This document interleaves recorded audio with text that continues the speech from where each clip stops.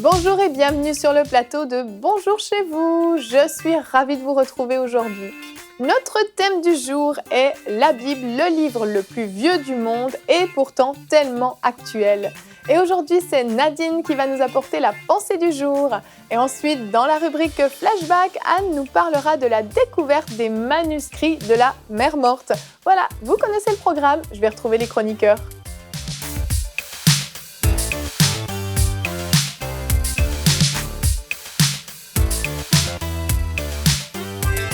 Bonjour à tous. Bonjour. Salut Evelyne. Comment allez-vous? Ça va bien. Ça va Ça super. va bien. Aujourd'hui, nous allons parler de la Bible. On va aller dans les vieux manuscrits avec toi, Anne.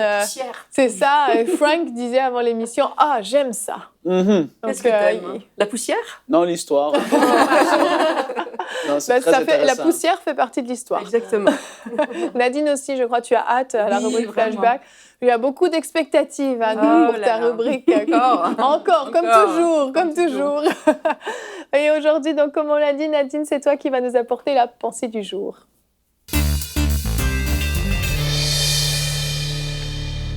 Nadine, le titre de ta pensée est « La Bible, toujours d'actualité ». Oui, la Bible est toujours d'actualité. Et frères et sœurs, c'est une certitude que je veux vous affirmer aujourd'hui. La Bible est toujours d'actualité. Elle n'est pas désuète, elle n'est pas d'un siècle précédent. Elle est encore moderne parce qu'en fait, elle ne se démode tout simplement pas.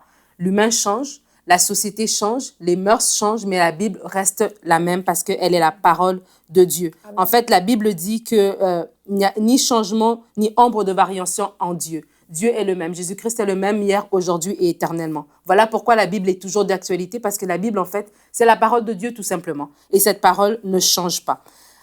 Pensez-y, parce que des fois, on a l'impression que la Bible ne s'applique pas à nous, elle ne s'applique pas aujourd'hui, parce qu'on a l'impression que dans notre société moderne, on vit des problématiques, on vit des situations qui n'ont pas existé avant, qu'on va rencontrer des choses qui n'ont pas existé auparavant. Mais c'est l'Ecclésiaste qui dit qu'il n'y a rien de nouveau sous le soleil. Et pensez-y, si on fait une petite tournée panoramique de la Bible, on verra bien qu'il y a des situations que nous vivons aujourd'hui, que la Bible en parle. Je vous donne quelques exemples. Une famille déchirée suite à une histoire d'héritage, mais la Bible en parle. Vous voyez l'histoire d'Ésaü et Jacob. Si on voit une relation d'affaires qui a mal tourné, on voit Jacob et Laban. Si on veut parler des problèmes économiques dans le pays, comme en ce moment, des fois, il y a des problèmes économiques à travers quasiment toute la planète, ben, on voit Joseph dans son temps, en Égypte, il y avait des problèmes économiques. Des problèmes de leadership, rien qu'à lire le livre des rois, on va voir tous les problèmes de leadership qu'a eu le peuple d'Israël. Des problèmes de justice sociale, on en parle beaucoup en ce moment, des problèmes de justice sociale. Ben, la Bible en parle. Lisez des petits prophètes comme Amos, Michée, Abdias. Des guerres, des famines, tout le Nouveau Testament est quasiment rempli d'histoires de guerres et de famines. Une grossesse controversée, lisez l'histoire de Tamar et Judas. Être marié à une personne difficile, un mariage difficile, lisez l'histoire d'Abigail et Nabal. Avoir un grand appel et penser qu'on ne peut rien faire, on n'a pas les moyens, on n'a pas les ressources et devoir compter exclusivement sur Dieu, ben, lisez l'histoire des premiers apôtres. Peut-être vous êtes quelqu'un, vous vous dites que vous avez tellement fait d'erreurs que ça prend vraiment la main surnaturelle de Dieu pour vous repêcher. Ben, la Bible en parle, lisez l'histoire de l'apôtre Paul. Donc tout ça pour vous dire en fait qu'il n'y a rien que nous vivons aujourd'hui que la Bible ne peut pas parler, que la Bible n'a pas effleuré.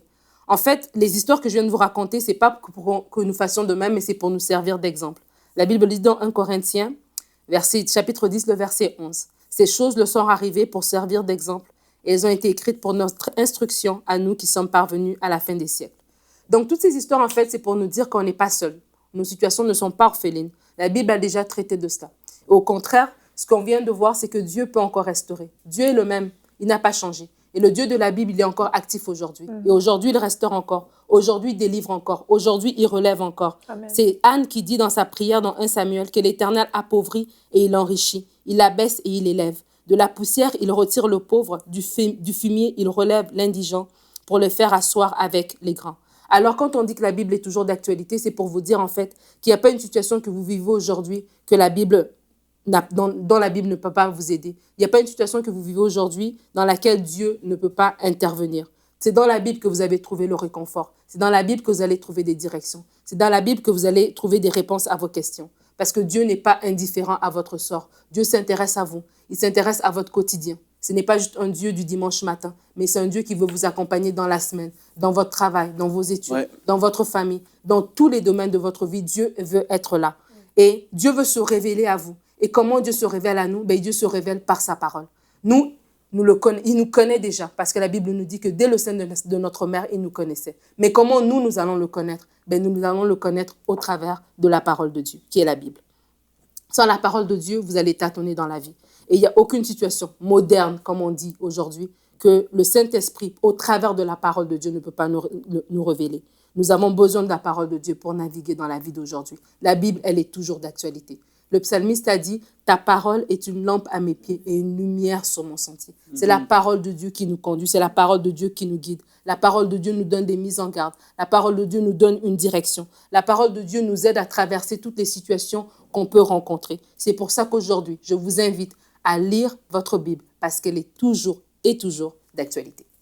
Amen. Merci Nadine. Oui, la Bible est toujours d'actualité et c'est assez fou quand on y pense. Des textes qui ont été écrits il y a X milliers d'années, qui aujourd'hui, je suis dans le juste ou pas? C'est bon? Tu m'as fait une drôle de tête là. X, je me dis, combien ça fait? Tu vois, c'est pour ça que je suis restée très belle. Ça, c'est la sagesse. X milliers d'années, je précise X, mettez ce que vous voulez dedans, qui, on la lit aujourd'hui et elle nous parle. Elle nous parle comme si ça avait été écrit exprès pour nous, comme si Dieu avait pris sa plume et avait rédigé une lettre pour nous l'envoyer directement en réponse à notre prière. Et ça, c'est extraordinaire. Il n'y a que la Bible qui peut faire ça. On peut lire d'autres livres, ça peut nous parler d'un point ou d'un autre, mais il y a plein de choses où on va dire oui, mais ça c'est plus d'actualité, ça c'est plus pour maintenant. Mais comme tu l'as dit dans ta pensée, Nadine, j'ai beaucoup aimé, tu parles que Dieu, en lui, il n'y a pas d'ombre de variation, il ne change pas, il est le même hier, aujourd'hui et éternellement. Ce qu'il a dit il y a X milliers d'années, je le répète, est toujours actuel aujourd'hui. Et ça, c'est vraiment extraordinaire quand on y pense. Et à la maison, je vous lance le défi, si vous avez des doutes sur l'actualité de la Bible, souvenez-vous du nombre de fois où vous avez lu la parole de Dieu et ça vous a sauté aux yeux comme si ça avait été... Vous vous êtes dit, ça a été écrit pour moi. Et vous verrez à quel point la Bible est actuelle. Moi, comme tu as dit, souvenez-vous à quel point vous avez lu la Bible, à quel point elle vous a parlé. Premièrement, il faut justement commencer par la lire. Il y a beaucoup qui ne vont même pas la lire. Et les gens vont dire, il ne faut pas être surpris qu'elle est toujours d'actualité, comme tu as dit, Nadine. Premièrement, c'est Dieu qui l'a inspiré. Les gens vont dire, mais c'est les hommes qui l'ont écrit. Comme mon père dit souvent, tu lis les journaux et c'est les hommes qui l'ont écrit et c'est rempli de mensonges, justement. C'est vrai. Mais c'est Dieu qui l'a inspiré. Et même plus fort que tout ça encore, tu sais, comme tu as dit, tu as dit des problèmes économiques dans la famille, ici et ça. Elle a même prédit les temps dans lesquels nous vivrons, que le bien serait appelé mal et le mal bien. Toutes ces choses, Dieu les connaît d'avance. Et quand tu comprends et tu saisis à quel point la Bible, c'est miraculeux qu'on l'ait dans la forme dans laquelle elle est. Je ne vais pas aller trop loin, Anne, parce qu'elle va en parler d'une façon bien meilleure que moi. Mais tu vois, l'actualité de la Bible d'aujourd'hui, c'est incroyable. Vraiment, quand tu la lis, comme l'Ecclésiaste l'avait dit, tu l'as dit, Nadine, y a-t-il quelque chose de nouveau sous le soleil? Et en fait, non. C'est les mêmes histoires, c'est les mêmes magouilles, c'est les mêmes affaires qui sont toujours là dans le monde actuel. Et Dieu a les réponses à ces choses dans sa parole. Et ça, c'est clair. Il faut la lire, la méditer, et on va voir, il y a tellement de réponses à tellement de nos problèmes. Mais en fait, à tous les problèmes qu'on peut avoir, il va y avoir une réponse dans la parole de Dieu parce qu'elle ne change jamais, elle est intemporelle, il n'y a aucun nombre de variations dans la parole de Dieu. Vraiment, moi, elle m'a transformé, elle est vivante, elle fait quelque chose d'incroyable en nous. Quand on la lit, quand je vois, c'est comme ça que je la décris souvent quand je prêche, je dis, elle est vivante, elle va faire quelque chose en toi, c'est surnaturel, et c'est là que tu vois à quel point que la Bible est forte. Il ne faut vraiment pas la mépriser, c'est la parole de Dieu, vraiment.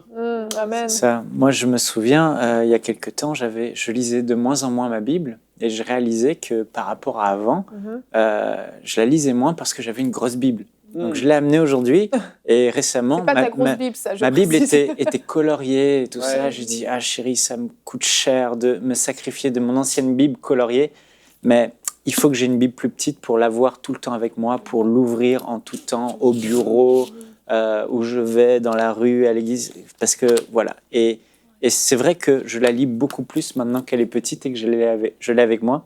Et je me souviens de ce jour où je disais, Seigneur, mais pourquoi tu me parles pas en ce moment? J'avais l'impression que la voix de Dieu se faisait rare dans ma vie. Et je me souviendrai toujours de ce que le Saint-Esprit m'a dit. Il m'a dit, tu lis moins ta Bible. Et peut-être vous nous suivez aujourd'hui, et c'est votre cas, vous dites, mais j'ai l'impression que Dieu ne me parle pas. Mais il faut réaliser que Dieu parle principalement, comme on l'a dit depuis le début de cette émission, par sa parole. Elle est véritablement l'outil que le Saint-Esprit de Dieu va utiliser. Et moi, c'est mon plus grand trésor avec le Saint-Esprit. Et je dis bien le Saint-Esprit parce que les meilleurs moments que j'ai eus, c'était des moments où j'étais seul, à la maison, tranquille. Je me suis posé, j'ai ouvert ma Bible et j'ai dit, Saint-Esprit, parle-moi, ou Père, par ton esprit, éclaire-moi, donne-moi une réponse. Et c'est fou comment le Saint-Esprit, et elle est vivante parce que justement, il y a le Saint-Esprit. Il faut collaborer avec lui parce que beaucoup de gens la lisent comme un livre ordinaire, chronologiquement, mais c'est pas du tout ça.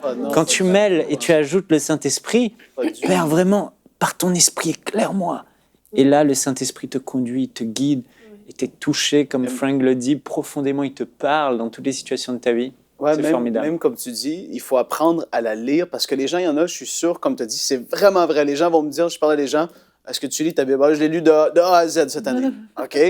Mais en fait, quand tu vis une difficulté, va sur Internet, tape la Bible, problème de caractère. Et là, tu vas avoir des versets, ils vont te sortir. Et là, ça va répondre à tes questions parce que lire l'histoire de tel ou tel, ça va rien te dire, en fait. Tu vas dire, je lis ma Bible, mais ça fait rien. Parce que tu l'utilises pas de la bonne façon. Et ça, il faut saisir ça. Et c'est tellement important. Moi, quand j'étudie pour un message ou quand j'étudie pour des pensées du jour ou des choses, ben, tu vas par rapport à le thème auquel tu as une difficulté. Et là, tu vas avoir plein de versets. Aujourd'hui, avec Internet, je vous le dis, il y a 50 ans, 100 ans, c'était pas pareil. Hein? Il fallait que tu les connaisses, les versets. Tu devais les connaître ou avoir une grosse, concordance. Mais là, aujourd'hui, c'est facile. Il faut apprendre à l'utiliser parce qu'elle va vous parler. Avec les enfants, c'est difficile. Il va y avoir des versets par rapport à comment parler, comment être doux, tout ça. C'est ça. Tu peux pas arriver à bout, en fait. Il y a tellement de choses dedans, puis de les appliquer, c'est ça qui va changer ta vie. Hein. Amen. Même quand c'est des problèmes extrêmement contemporains. Hein. Quelquefois, dans l'émission, on aborde des sujets qui sont très, très contemporains. Même récemment, on parlait de la PMA. C'est des questions auxquelles nos ancêtres n'ont jamais eu à répondre. Mais par contre, quand on prend l'habitude de lire la parole de Dieu, on effleure la pensée de Dieu à chaque fois qu'on la lit.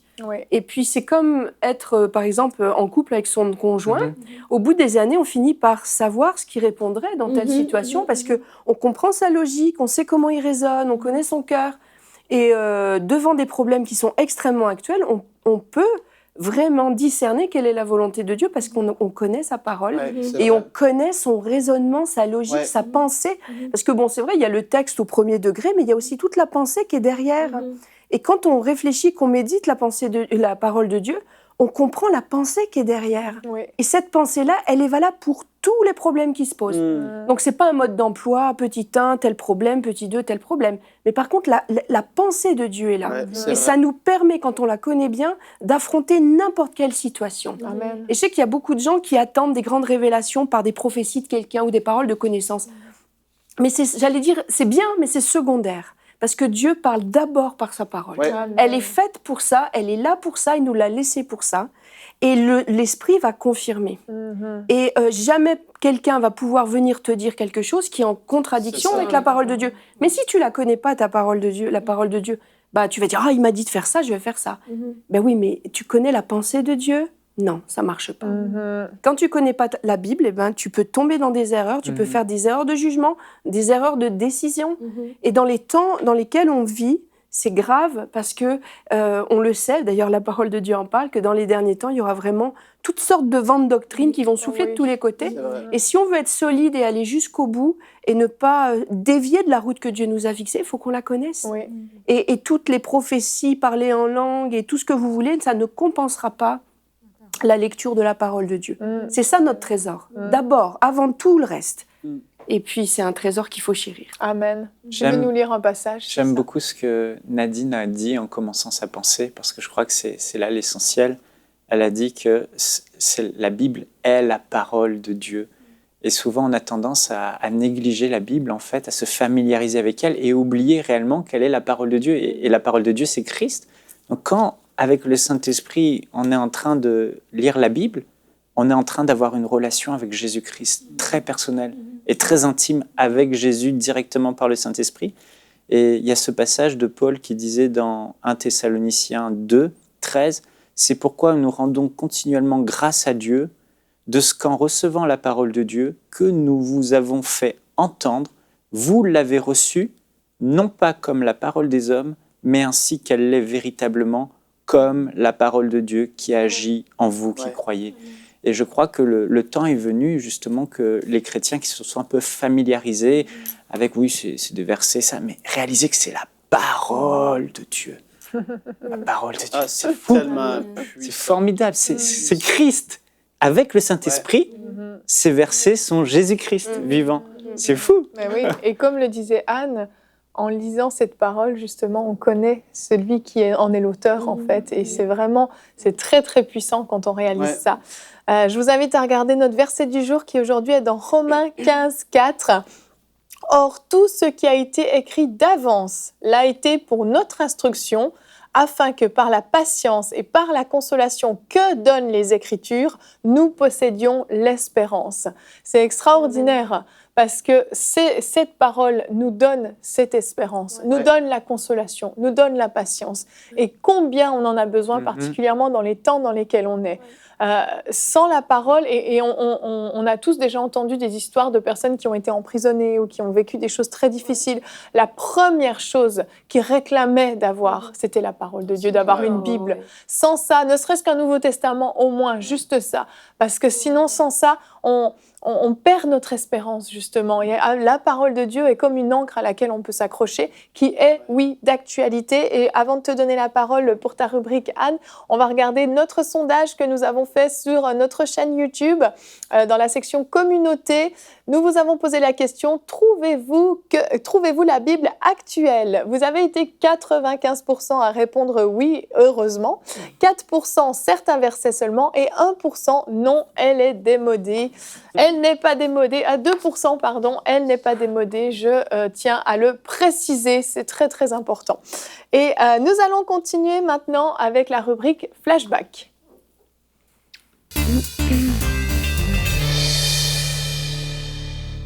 Anne, aujourd'hui, donc, tu nous parles de ces fameux manuscrits de la Mer Morte qui ont été retrouvés il y a peu de temps, mais qui ont été rédigés il y a X milliers d'années. Exactement. Je prends aucun risque aujourd'hui. Hein. Je ne me mouille pas. Oui, ça fait quelques mois, on a fêté les 60 ans de la découverte des premiers manuscrits de la Mer Morte. C'est la découverte archéologique qui a été la plus phénoménale du XXe siècle, et particulièrement pour nous chrétiens, et aussi pour les juifs. Hein. Ça a été vraiment une découverte qui a confirmé de manière éblouissante que les textes qu'on avait étaient fiables. Et on a retrouvé donc, ces manuscrits, des manuscrits de plus de 2000 ans. Et c'était les premiers... Il n'y a pas que des livres bibliques dans ce qu'on a retrouvé, hein, des livres qui correspondent à notre Ancien Testament, mais il y a aussi d'autres textes. Mais en tout cas, dans les textes bibliques qu'on a retrouvés, c'est les premiers témoignages bibliques qu'on ait retrouvés. Ils ont été trouvés dans le désert de Judée. Et c'est les plus anciens manuscrits bibliques connus jusqu'à maintenant. Les manuscrits qu'on avait... Enfin, les textes de notre Bible même sont faits à partir des textes qu'on appelle les textes massorétiques pour l'Ancien Testament. Je parle que de l'Ancien Testament. Je te la prête, mais tu me la rends. Oui, je te la rends. Mais je l'aime bien d'ailleurs, il va falloir que je regarde j'aime bien son format. Et donc, les textes les plus anciens qu'on avait étaient datés du Moyen-Âge, donc entre 800 et 1100 après Jésus-Christ. Ça avait été des copies, et particulièrement les textes des Massorètes. Les Massorètes, c'était des savants juifs. C'était toute une lignée, hein, toute une descendance toute une généalogie de savants juifs qui avaient vocalisé le texte hébraïque. Les manuscrits qu'ils avaient, c'était uniquement des consonnes, et tout le monde savait comment les prononcer, hein, dans les synagogues, quand on lisait le texte. Et arrivé vers l'an 1000, on ne savait plus trop comment le prononcer, donc ils ont fixé une fois pour toutes la vocalisation pour qu'on prononce bien et qu'on continue de prononcer bien. C'était super important, on aurait tout perdu. On aurait tout perdu, parce qu'on commençait déjà à oublier les gens, c'était plus leur langue naturelle, maternelle. C'était devenu la langue des synagogues, la langue religieuse. Et donc les Massorètes ont mis des voyelles parce qu'eux savaient comment prononcer. Donc c'est eux qui ont mis toutes les petites voyelles dans le texte hébraïque. Donc c'était uniquement ces textes-là qui nous restaient comme base pour produire nos traductions, hein, qu'on lit tous les jours. Et ce qui a été fabuleux dans la découverte des manuscrits de la Mer Morte, c'est qu'on a retrouvé des textes qui avaient 1000 ans, qui étaient 1000 ans antérieurs à ces textes-là. Et ce qu'on a découvert de façon éblouissante, c'est que ces textes étaient très fidèles à ce qu'on avait. Donc en 1000 ans, il y avait eu quasiment, mais à peine des toutes petites détails qui avaient été modifiés. Donc on a eu la confirmation que les copies étaient très fidèles. C'est important ça pour les sceptiques. Pour les sceptiques, c'est très important, parce qu'il y en a qui disent de toute façon, ils sont tellement vieux, ça a été copié, transformé, modifié. Et non, on a vraiment vu que c'était des textes fiables. Et donc, je vais revenir sur cette découverte qui est quand même fabuleuse. On va voir une carte. Donc, ça a été découvert dans le désert de Judée. Alors, les premiers, on dit les manuscrits de la mer Morte, mais il y a eu plusieurs sites archéologiques sur lesquels on a trouvé. Le plus important et le premier, c'est Qumran. Vous avez sûrement entendu parler des manuscrits de Qumran, mais il y a eu d'autres sites secondaires. Mais Qumran, c'est au nord-ouest de la mer Morte, et le site a été découvert à 1,6 km de la côte de la mer Morte. Dans des falaises, on va voir des photos. C'est vraiment le désert de Judée, on peut passer la photo d'après, voilà. Alors ça ressemble à ça, il n'y a pas beaucoup de verdure, et c'est aussi pour ça que ça a été conservé aussi intact, c'est que c'est très sec, et ça a été protégé dans des grottes bien cachées. On va passer à la photo suivante, vous allez voir. Voilà, donc en fait, on les a retrouvés, ces manuscrits, cachés dans des grottes, dans ces falaises du désert de Judée. Je pense qu'on a encore une autre photo pour vous mettre dans l'ambiance. Voilà, et là, vous voyez l'entrée d'une des grottes dans lesquelles on a trouvé. Donc en fait, elles sont très très difficiles d'accès, donc c'est aussi pour ça qu'elles ont été gardées 2000 ans sans être touchées. C'est qu'elles ont été cachées dans des grottes qui étaient à flanc de falaise, extrêmement difficiles d'accès. Comment elles ont été tu vas peut-être sûrement nous le dire. Comment ça Qu'est-ce que tu veux savoir Je veux savoir quelle idée d'être allé se faufiler dans un endroit aussi désertique. Alors, il y a deux versions. Il y a la première version qui est la version officielle, un petit peu légendaire, qui a été propagée. C'est que c'est un jeune berger qui gardait ses chèvres. Et il y a une de ses chèvres qui s'est perdue et en la cherchant, il a trouvé la grotte. En fait, l'histoire, elle est un peu moins romantique que ça. Oh, c'est dommage. Ouais, c'est romantique, mais on l'aime bien, cette histoire-là. Mais en fait, c'était Mohamed et son oncle. On va peut-être voir une photo de Mohamed. Alors, son nom entier, je ne connais pas l'arabe, mais c'est Mohamed Edib Hassan. C'est celui de gauche ou de droite? Je ne sais pas lequel est l'oncle. En tout cas, il y a l'oncle et le neveu. Et ils font partie d'une tribu qui s'appelle la tribu des Tamireh. Et ils étaient réputés à l'époque, en tout cas après la Deuxième Guerre mondiale, pour faire pas mal de contrebande et de fournir les antiquaires en antiquité. Ok. Donc ils fouillaient un peu les sites archéologiques pour trouver des trucs à refiler aux antiquaires. Donc c'est un peu moins romantique, un peu moins... C'est des braconniers en fait. En fait, vraisemblablement, mais ça ils l'ont pas avoué, mais c'était en essayant de cacher des objets de contrebande. Ils faisaient de la contrebande avec la Transjordanie. Donc c'est vraisemblablement en essayant de cacher des objets de contrebande qu'ils ont découvert cette grotte. Et donc, ils se sont trouvés devant la grotte qu'on appelle maintenant la grotte numéro 1. Et ils se sont trouvés devant une entrée de grotte à flanc de falaise, bouchée par des pierres. Et ils ont poussé les pierres. Il y a une pierre qui est tombée. Ils ont entendu un bruit creux, comme vraiment un bruit de grotte creuse, puis un bruit comme un bruit de pot. C'est comme quand on brise un pot de fleurs. Et ça les a intrigués, mais ils n'avaient pas de lampe pour voir. Ils n'avaient rien pour s'éclairer. Donc, ils sont revenus le lendemain avec de quoi s'éclairer et ils ont trouvé des pots. Alors, des pots en terre. On va peut-être voir la photo suivante. Voilà. Donc, sur la photo de gauche, vous voyez, c'est comme ça. Ils ont trouvé des pots et c'est vous voyez, ovales comme ça avec un couvercle. Et donc, il y avait 8 pots au fond de cette grotte. Il y en avait 6 qui étaient vides. Mais dans les 2 derniers, il y avait 3 rouleaux. Il y en avait 2 qui étaient emballés dans du tissu qui était parfaitement conservé. C'est fou. Et un dernier qui n'était pas emballé dans du tissu qui était un peu plus abîmé. Donc, c'était une découverte absolument phénoménale. Oui. Donc, ils sont allés la revendre. Enfin, je vais vous épargner les détails. Ils sont allés voir un antiquaire et ensuite, il y a des savants qui ont été mis au courant, qui ont racheté des manuscrits. Et là, la grotte, enfin, la course aux manuscrits, la course au rouleau était ouverte.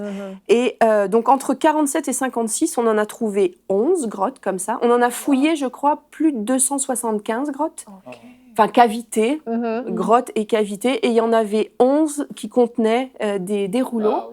Et on a retrouvé la 12e en 2017, donc l'année dernière. Une 12e. Ça ne veut pas dire qu'il n'y en a pas d'autres. Oui. Il y avait quoi dedans? Des manuscrits. Donc, il y a 11 grottes dans lesquelles on a retrouvé des manuscrits. Alors, les manuscrits, ils étaient ou bien sur du papyrus, ou bien sur du parchemin. Le parchemin, c'est une forme de cuivre. Et il y en a un qui a été retrouvé, qui était gravé sur du cuivre. Un seul. Ok. Donc, c'était ceux qui étaient les mieux conservés, c'était ceux qui étaient emballés dans du tissu. Et donc, comme je vous ai dit, on en a retrouvé un qui est vraiment précieux pour nous. Je pense que c'est la photo suivante, c'est le rouleau d'Ésaïe. Voilà, ça, on appelle ça le grand rouleau d'Ésaïe. Et c'est le plus ancien et le plus complet. On a tout le rouleau d'Ésaïe, fait plus de 7 mètres de long. Waouh. Ouais, c'est un rouleau complet, c'est vraiment phénoménal. Dans cette grotte, on a aussi trouvé un rouleau d'Ésaïe, mais partiel. Il était abîmé, on n'en a retrouvé qu'un bout. Et aussi une réécriture du récit de la Genèse. Ah oui. La Genèse re-racontée dans d'autres termes. Et aussi une pécha, c'est une interprétation du livre d'Habakkuk. Donc là, vous avez Habakkuk à gauche. Excuse-moi, est-ce que c'est le même genre de rouleau que Jésus a déroulé dans la synagogue? Bah oui. Et c'est ça qui est vraiment troublant, puis très émouvant aussi pour nous, c'est que les chercheurs ont réussi à déterminer que parmi tous les documents qui avaient été trouvés, les plus anciens avaient été rédigés en 250 avant Jésus-Christ, et les plus récents dans le 1er siècle de notre ère, donc au temps de Jésus-Christ. Ah oui. Et ce qui est très émouvant, c'est de se dire que parmi ces rouleaux, c'est très probable, en tout cas c'est possible que Jésus les ait tenus dans ses mains. Et peut-être même l'apôtre Paul. En tout cas, c'est vraiment très émouvant de se dire que c'était les rouleaux de l'époque biblique. C'est très actuel. Donc quand on lit les évangiles et puis qu'on voit que ils ont déroulé, ils ont lu dans tel rouleau, c'était des rouleaux en tout cas identiques à ceux-là, si ce n'est ceux-là. Oui. Donc c'est très très émouvant pour nous chrétiens. C'est vraiment une découverte extraordinaire, et je vous dis, elle est d'autant plus extraordinaire que quand les chercheurs ont reconstitué le texte et l'ont confronté aux versions qu'on avait, ils ont été vraiment frappés de voir qu'il n'y avait quasiment aucune différence. C'est fou. Des différences mineures. Donc quand on lit, par exemple, dans la Bible en hébreu maintenant, qu'on peut avoir la BHS, on voit que des fois dans la marge, on nous dit qu'il y a une autre version qui existe, mais c'est des variantes. C'est des variantes. C'est vraiment des petites variantes, mais vraiment rien de majeur. Qui ne changent pas le contenu. Qui peuvent varier, ça peut être des mots, ça peut être un mot qui a été peut-être mal écrit. Tu sais, en hébreu, des fois, il y a des lettres qui se ressemblent, donc du coup, le sens du mot change, mais c'est pas majeur. C'est vraiment rien de majeur. Ça change pas le sens de ce qu'il dit, c'est ça? Vraiment pas. C'est des petites différences, et c'est vraiment troublant de se dire que c'est des textes qui ont été recopiés à l'infini quasiment, et que ça a été fait avec tellement de soin qu'il n'y a aucune erreur qui s'est quasiment... Il y en a un peu, mais il y a quasiment... C'est très léger. Et donc, quand on a découvert cette première grotte, la folie de la recherche a commencé. Et là, les Bédouins se sont mis à chercher frénétiquement parce qu'ils se sont dit qu'il y avait un moyen de faire des sous. Et il y a aussi des chercheurs d'un peu partout qui sont arrivés aussi pour faire des recherches. Et donc... Là, ils cherchent encore actuellement, puisque le dernier a été trouvé en 2017. Est-ce que ça a ravivé c'est-à-dire qu'en ce moment, ça, je voulais vous en parler plus tard, mais en ce moment, l'État d'Israël a vraiment commandité des recherches archéologiques extensives anti-pillage. Oui. Parce que vu qu'en 2017, on en a retrouvé encore une douzième, en ce moment, il y a, je crois, 75 fragments nouveaux qu'on appelle les fragments Qumran post-2002. Parce que dans les 15 dernières années, on en a, je crois, 74 ou 75 nouveaux fragments. D'accord. Donc on appelle ça, je te dis, les fragments Qumran post-2002, qui sont aussi très très intéressants. Les fragments, c'est des textes mais incomplets, c'est ça, des rouleaux ça peut aller du taille timbre de poste jusqu'à taille feuille ou carrément un morceau de rouleau. D'accord. On appelle un fragment. D'accord. Je dis des rouleaux complets, on en a, je crois que 2. Il y a Ésaïe, un des rouleaux d'Ésaïe, parce qu'on en a plusieurs. Et aussi, je crois, le rouleau du Temple, qui est un des plus longs, qui fait 7 mètres de long, qu'on a retrouvé dans une autre grotte. C'est fou que ça soit conservé. Et la plus grosse de ces grottes, je crois que c'est la photo suivante, c'est la grotte numéro 11. Donc c'est la dernière qu'on a trouvée, ça c'est l'entrée de la grotte numéro 11. Et alors elle était vraiment, c'était une grosse découverte parce qu'il y avait 30 rouleaux qui étaient dedans. Wow. C'était vraiment, c'était le jackpot là, quand on trouvait celle-là, dont 3 en parfait état. Et donc voilà, le rouleau du temple dont je viens de vous parler, qui faisait plus de 7 mètres de long, a été retrouvé dans cette grotte numéro 11. Je pense qu'on a encore une autre photo de la grotte numéro 11. Ah non, voilà. Ça, c'est le manuscrit du temple qui fait plus de 7 mètres de long. Donc ça, c'est ce que tu retrouves, tu vois, donc tu as des petits bouts. Donc c'est un gros puzzle. Hein, c'est sûr. C'est quoi le manuscrit du temple? C'est quoi que ça... Alors justement, ça, je vais y venir. C'est-à-dire que... je vais le faire dans le désordre. On est passionnés, Anne, on est passionnés. Quand je vous dis que le manuscrit... Dans les documents qu'on a retrouvés, il n'y avait pas que des textes bibliques. Alors attends, je vais trouver ma petite fiche. Il y avait à peu près 40% de textes de la Bible hébraïque. sauf le livre d'Esther, qu'on n'a pas retrouvé dans les grottes de Qumran, ni les autres de la mer Morte. Donc ça fait 220 textes bibliques qu'on a retrouvés. C'est beaucoup quand même. Oui, on a retrouvé une vingtaine d'exemplaires du prophète Ésaïe, dont 2 de plus de 7 mètres de long. On a une quarantaine de livres de psaumes. On a beaucoup de portions du Pentateuque, dont une trentaine de livres du Deutéronome. Donc on suppose que, on en conclut que Psaume, Ésaïe et Deutéronome, c'était vraiment le kit de base de lecture de l'époque. Donc dans cette secte-là, et certainement dans les synagogues. Et puis, mis à part ces 40% qui étaient des textes bibliques de l'Ancien Testament, de notre Ancien Testament, il y en a 30% qui sont d'autres textes qui n'ont pas été inclus dans le canon hébraïque, qui sont de la période du Second Temple. Alors, peut-être que certains vont les connaître, c'est le livre d'Enoch, le livre des Jubilés, ça c'est des exemples, le livre de Tobit, la sagesse de Sirach, et des psaumes de 152 à 155. Donc on n'a pas dans notre Bible, parce qu'ils n'ont pas été acceptés dans le canon hébraïque, mais qui sont très intéressants. Moi, je les ai à la maison, puis je trouve ça vraiment très intéressant de les lire. Et juste une question, pourquoi ils ont été refusés ? Ils ont été refusés par les érudits de l'époque qui ont jugé que ce n'était pas pertinent de les joindre au canon hébraïque, c'est tout. Ils ont j'imagine, évalué leur degré d'inspiration et puis leur pertinence à faire partie de leur canon. Mais c'est néanmoins des textes extrêmement intéressants. Je vous conseille d'aller jeter un petit coup d'œil. Et donc, le reste, c'est à peu près 30% des écrits dont fait partie le manuscrit du Temple. C'était des textes internes à la communauté locale. La communauté de Qumran, c'était une communauté comme de moines, on dirait, de gens qui vivent reclus, des érudits, des gens qui passent leur temps à prier. Et ils avaient des écrits spécifiques à leur communauté. Donc, il y en a un qu'on connaît bien, qui est le rouleau de la communauté, ou règle de la communauté, qu'on appelle. Il y a le manuscrit du Temple, ça en fait partie. Il y avait aussi une interprétation d'Habakkuk, dont on a vu un exemplaire tout à l'heure.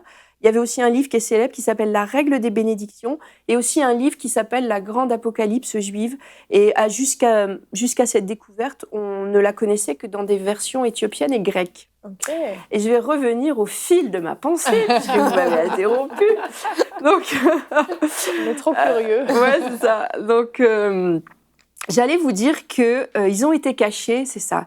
Ils ont été cachés vraisemblablement autour de l'an 68 après Jésus-Christ, au moment de la première révolte contre les Romains, juifs contre les Romains, pour les mettre en sécurité. Donc ils les ont planqués, ils les ont cachés, planqués dans des grottes pour ne pas qu'on les abîme. Donc c'était leur trésor. C'était vraiment dans l'intention de les cacher. Ils voulaient surtout pas qu'on les retrouve pour pas qu'ils soient détruits. Et c'était quelle inspiration. Voilà. Donc il y a eu aussi dans ces grottes-là et dans les autres grottes du coin, on a retrouvé pas mal d'artefacts de cette époque-là qui ont permis de dater la cache, l'époque à l'époque à laquelle on a caché ces documents.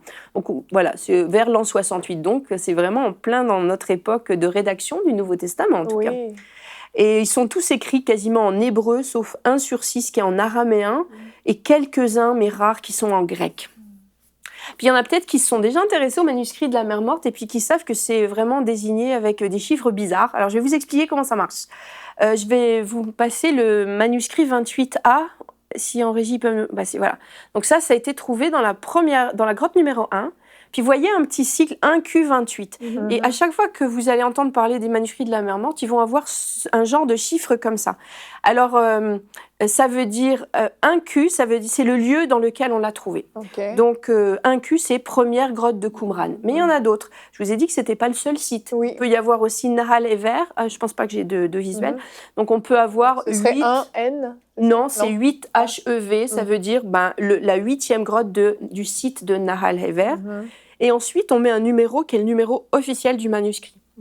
Et des fois, tu vois une autre façon de le noter. Tu vois, par exemple, 4Q Jos A. Ça veut dire, dans la 4e grotte de Qumran, on a trouvé le premier manuscrit de Josué. Donc, on peut avoir Josué A, Josué B, Josué C, etc. Plusieurs livres de Josué. Puis dans la même grotte. Donc c'est 4Q Jos A, ça veut dire manuscrit de Josué, premier trouvé dans la 4e grotte. Ils sont où les manuscrits ? Alors, ils sont un peu éparpillés, mais beaucoup se retrouvent au musée du livre à Jérusalem. D'accord. Mais là, récemment, je crois que c'est l'année dernière ou ça fait 2 ans, il y a eu une grosse exposition à Seattle. Et il y avait une exposition de beaucoup de manuscrits trouvés. Mais c'est un trésor, hein, et la plupart sont... il y en a des exposés, mais pas tous. Tu penses bien à 40 000 fragments, c'est énorme. C'est sûr. Et ils sont conservés dans des donc quasiment dans des coffres forts, mis à bonne température, bon degré d'humidité. Je vous avais dit que c'était une communauté. Alors longtemps, on l'a attribué à la communauté des Esséniens, qui étaient des hommes qui vivaient comme dans un monastère et qui étudiaient la parole de Dieu et recopiaient. Puis maintenant, apparemment, il y a certains chercheurs qui l'attribueraient plutôt à des Adokites et des Sadokites. Donc il y a quelques variantes. Maintenant, on commence à douter que c'était des Esséniens, mais à la rigueur, peu importe. Oui, c'est sûr. Pour nous, ce qui nous concerne, c'est que ce sont des authentiques, c'est pas des copies. Et qu'elles sont d'une grande valeur pour nous chrétiens. Alors, vous vous doutez bien que c'est un puzzle gigantesque. Je pense qu'on a une photo qui date des années 50. Les chercheurs qui se sont attelés, si vous voulez mettre en régie, s'il vous plaît. Voilà, vous voyez, sur des grandes tables, c'est des petits morceaux qu'on met. Et il faut évidemment une connaissance approfondie des textes de la Bible hébraïque pour dire, ah ben tiens, mais oui, je reconnais, c'est le bout d'un verset de... T'imagines bien faire ça, Frank. Et donc, ils ont été publiés au fil du décryptage. Il y a eu des publications. Je pense qu'on en est à 39 ou même 40 en langue française, 39 en langue anglaise. Et on peut les consulter aussi sur Internet si ça vous intéresse. En 2011, il y a Google qui a été sollicité par l'État d'Israël pour mettre en ligne 5 rouleaux des premières copies de la Bible qui a été découverte en 47. Donc, vous pouvez aller le voir. C'est sur le site deadseascrolls.org.il. Voilà, c'est ça, ça ressemble à ça. Et vous pouvez aller les voir, faire des gros plans, voir des passages qui vous intéressent. C'est vraiment intéressant. Et puis, je vous conseille vraiment d'y aller parce que c'est instructif. Même si vous ne comprenez pas l'hébreu, c'est très, très émouvant même de les voir. Voilà. Merci Anne pour tout ce travail de recherche. Moi, je pense aux archéologues quand ils ont découvert ça, ou les historiens, je ne sais pas comment on les appelle, ceux qui ont dû reconstituer justement les petits morceaux. Là. Il y avait des historiens, des archéologues, des épigraphes, des théologiens. En tout cas, c'est ces gens-là qui sont des passionnés et on leur apporte ça un jour sur leur bureau. Voilà ce que tu vas faire. C'est extraordinaire quand même d'avoir pu participer à ça. Pour eux, c'est fou. Et c'est sûr qu'au début, on n'a pas évalué la vraie valeur. Et je pense qu'il y a peut-être une dernière photo, je ne sais pas si en régie, vous pouvez me la mettre, de la coupure de journal de 1954.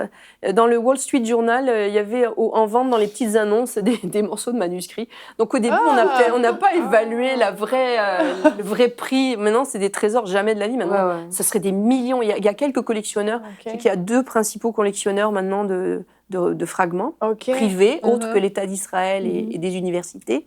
Mais maintenant, ça a une valeur inestimable. Ah oui, j'imagine. Mais dans les années, je vous dis, en 1954, dans le Wall Street Journal, il y avait en vente quelques fragments. Donc, on n'a pas tout de suite évalué l'ampleur de la découverte et surtout la valeur que ça avait, en tout cas. Wow. C'est fou. Est-ce que c'était à la hauteur de vos attentes, Frank, Nadine? Oui, c'est super. J'ai pas une question après l'émission. On va te harceler après l'émission. Moi, je serais trop stressée à ta place qu'on te pose une question pour laquelle tu n'as pas la réponse. Eh ben, je dirais visiblement, tu sais tout. Non, j'en ai une. Combien ils ont pas, gagné les braconniers qui ont... J'en sais rien. Ça, j'ai pas possible de savoir. Quelle question passionnante. C'est pas vraiment des braconniers, chérie, on passe. Oui, mais c'est moi qui les ai intitulés comme ça.